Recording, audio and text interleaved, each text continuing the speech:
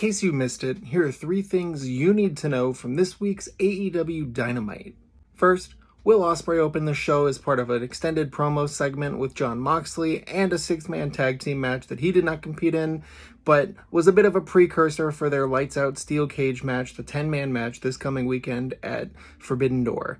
And he kind of, in the middle of his promo, heavily implied that he's going to need major neck surgery after this match, which is crazy to think that he's going to wrestle in it and definitely do crazy things jumping off of the cage, I can only imagine.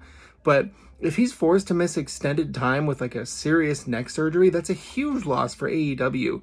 He is probably their most popular star. He's their best go-to babyface right now, and it's going to put a lot of pressure on both the rest of the roster and Tony Khan and the show to book more babyfaces to kind of pick up the slack a bit, because you're losing basically a walking 5-star match.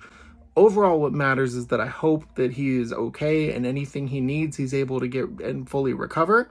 But just crazy news and implications heading into what is going to be just a crazy match. Second, we found out at Forbidden Door that it is not going to be Nick Wayne and Kip Sabian taking on Cope and Christian. They had their reunion segment that Christian played perfectly. I appreciate that his character isn't just completely shifting and reverting to a babyface now after years of being such a bad heel.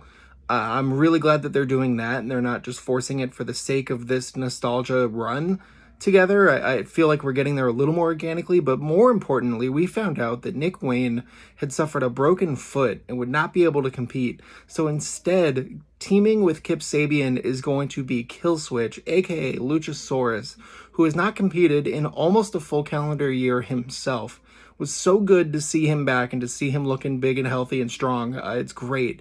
I'm not 100% sure even what was wrong. I think it was like an illness type of complications that he was dealing with, but I know it was super serious. So to see him back looking healthy and ready to participate in a match like this is just awesome. And third, Brodito and FTR had an incredible match that went to a 30-minute draw in the finals of this tag team tournament. And so it's been decided that it's going to be a triple threat tag team match at Forbidden Door. It's going to be the Hurt Syndicate defending against FTR and Brodito.